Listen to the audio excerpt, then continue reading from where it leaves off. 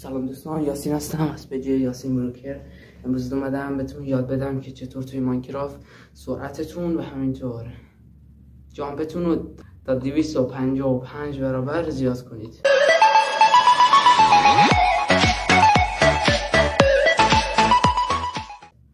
خب دوستان، شما نیاز دارید به یه دقیقه.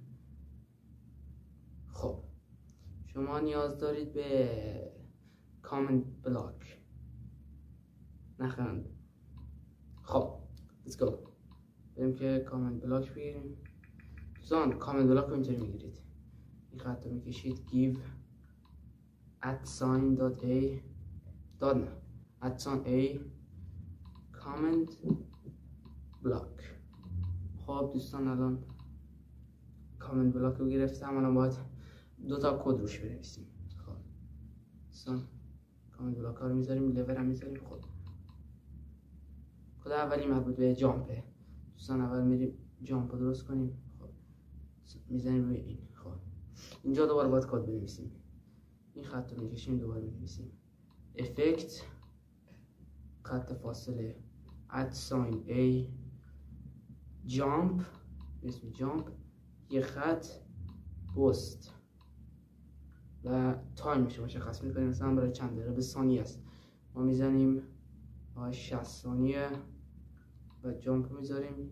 حد اکثر قدرتش 255 یعنی 255 برابر میشه. خب دوستان بزن بریم. دوستان کد رو نوشتیم. خب اینو که بزنیم فعال میشه. 1 2 3.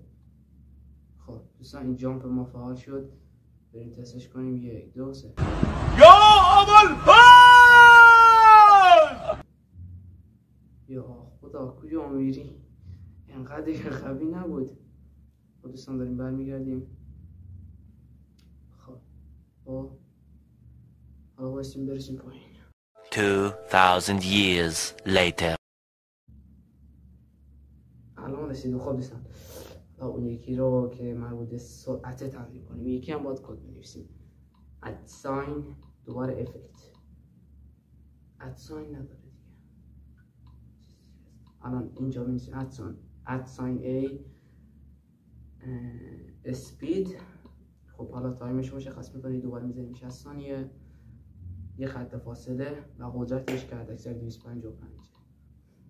خب اینم که شد دوستان. حالا میریم چی رو دو پاشه بزنیم. 1 2 3. خب دوستان یا علی سرعت رو نگاه کجاست دوستان؟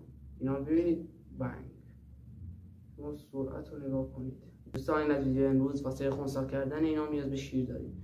وقتی شیر رو میخوریم دام شد، دوباره به حالت عادی برگشتیم. دوستان فقط یه نکته، این کار توی سروایو غیر ممکنه و شما نیاز دارید تا مودتون رو روی سروایو بذارید کریتیو و اینجا سیتینگ بیاد بیرون.